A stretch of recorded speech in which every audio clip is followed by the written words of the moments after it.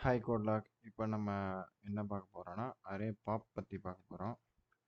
Array பாப்புங்கிறது ஒரு அரேயில் last எலமெண்ட்டை remove பண்ணி விட்டுரும்.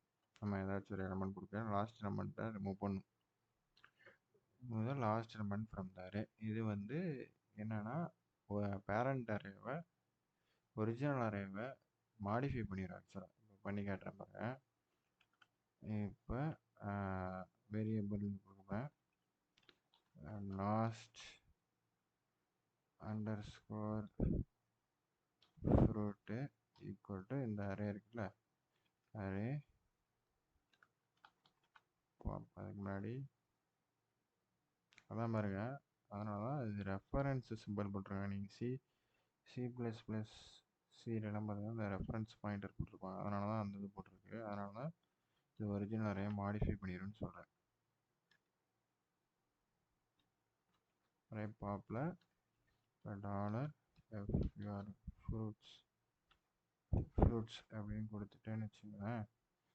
இப்போ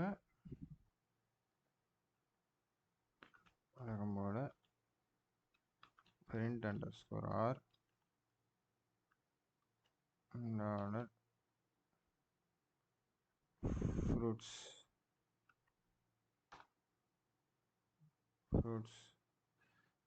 ன்னு கொடுத்து இப்போ ரன் பண்ணணும்னு வச்சுக்கோங்களேன். error unexpected identifier fruits what is error print fruits கரெக்டாக தான் கொடுத்துருக்கேன்.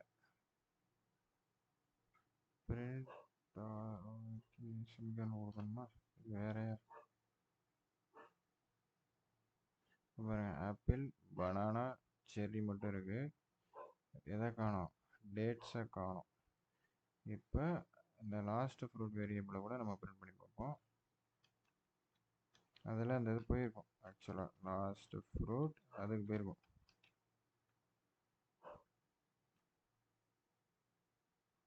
டேட்ஸ் இதுக்குள்ளே போய் விழுந்துச்சு. ஸோ இதுதான் வந்து இது வந்து ஸ்டாக்ஸ்ன்னு சொல்லுவாங்க. Last in first out for stack data structure use பண்ணுறப்ப யூஸ் பண்ணுவாங்க. இது மோஸ்ட்லி எங்கன்னா cleanup task removing the last element after certain operations. Cleanup டாஸ்க்கு ஸ்டாக்ஸில் யூஸ் ஆகும். Last in first out use case வந்து ப்ரௌசர் ஹிஸ்ட்ரி நேவிகேஷன்.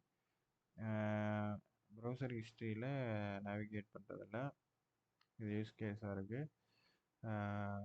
அது எப்படின்னா வந்து நேவிகேஷன் இந்த யூசர் வந்து பேக் பட்டன் அமுத்தோம்ல, அப்போதைக்கு வந்து இப்போ இதுதான் பேக் பட்டன் வச்சுக்கேன். பேக் பட்டன் அழுத்தையில் remove the most recent URL, அதாவது இந்த யூஆர்எலை ரிமூவ் பண்ணிட்டு அது என்ன பண்ணணும், பழைய யூஆர்எலுக்கு போயிடும்.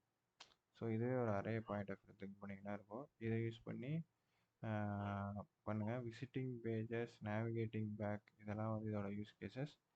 இதை யூஸ் பண்ணி ப்ராஜெக்ட்ஸும் பண்ணி பாருங்கள். வேறு ஏதாச்சும் யூஸ் கேஸ் இருந்தால் நீங்களும் சொல்லுங்கள். இதான் அரே பாப் பற்றின ஒரு டெஃபினேஷன், ஒரு எக்ஸ்ப்ளனேஷன்.